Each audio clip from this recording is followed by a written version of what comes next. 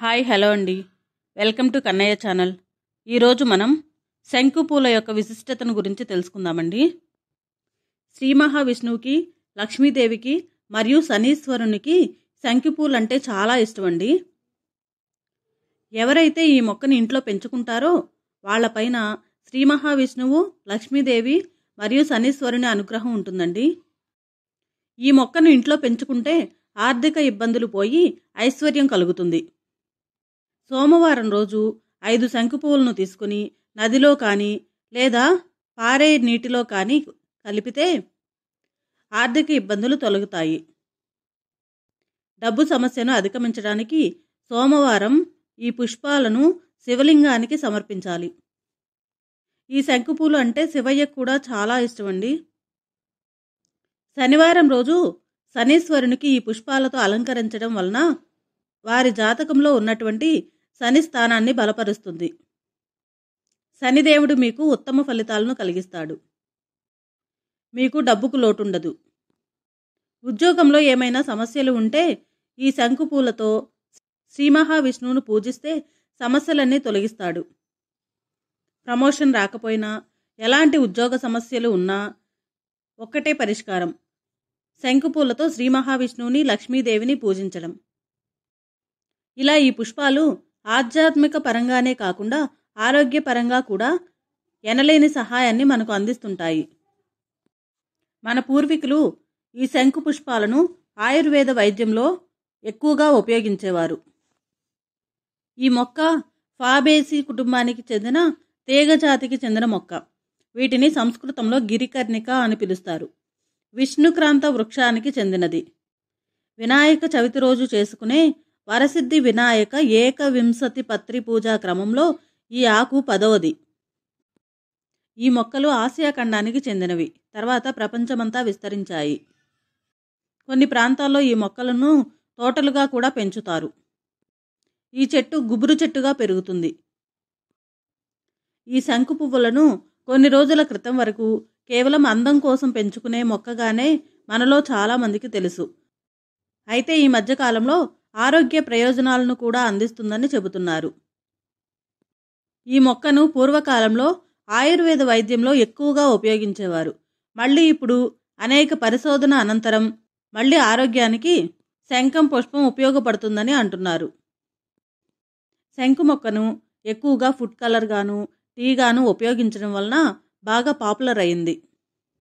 శంకు మొక్క పువ్వులే కాకుండా వేరు, కాండం, ఆకులు ఇలా మొక్కల్లో అన్ని భాగాలు ఆయుర్వేద వైద్యంలో ఉపయోగిస్తారు. శంకు పూలు, ఆకులు మరియు వేళ్లతో చేసిన పొడి జ్ఞాపక శక్తిని పెంచడంతో పాటు వయస్సు పెరిగే కొద్దీ వచ్చే అల్జీమర్స్ నుండి కూడా రక్షిస్తుంది. శంకు పువ్వుల్లో ఉండే ఆర్గనెల్లోలిన్ అనే పదార్థం మెదడు పనితీరు మీద పనిచేసి మతిమరుపును తగ్గించడంలో సహాయపడుతుంది. నిద్రలేమి, డిప్రెషన్ వంటి సమస్యలకు కూడా మంచి మందుగా పనిచేస్తుంది. ఆమ్లాన్ని తొలగించే యాంటీ ఆక్సిడెంట్గా పనిచేస్తుంది. చర్మాన్ని సంరక్షిస్తుంది. శ్వాస సంబంధిత రోగాలను నయం చేస్తుంది.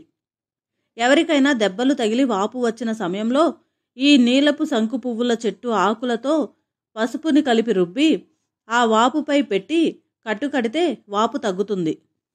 దీనిని చాలా శతాబ్దాలుగా ఆయుర్వేదంలో వివిధ రకాలైన రోగాల చికిత్సలో ఉపయోగిస్తున్నారు. ఈ మొక్క యొక్క వేరు మూత్రము సాఫీగా వచ్చుటకు తోడ్పడుతుంది.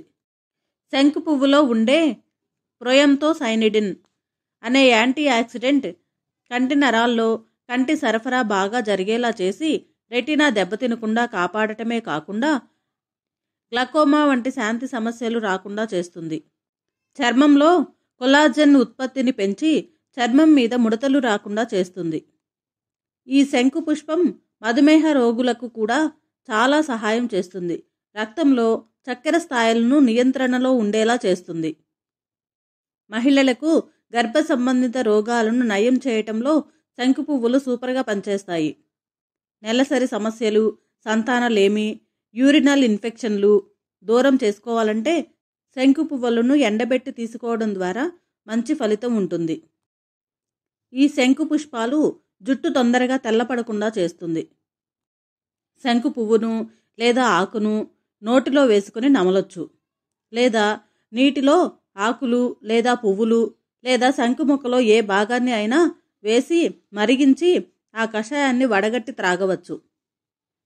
ఒక గ్లాసుడు నీటిలో 5 నీలపు శంకు పువ్వులను వేసి 10 నిమిషాల పాటు నానబెట్టి ఆ నీటిని తేనెతో కలుపుకొని తాగితే ఆరోగ్యానికి ఎంతో మేలు చేకూరుతుంది.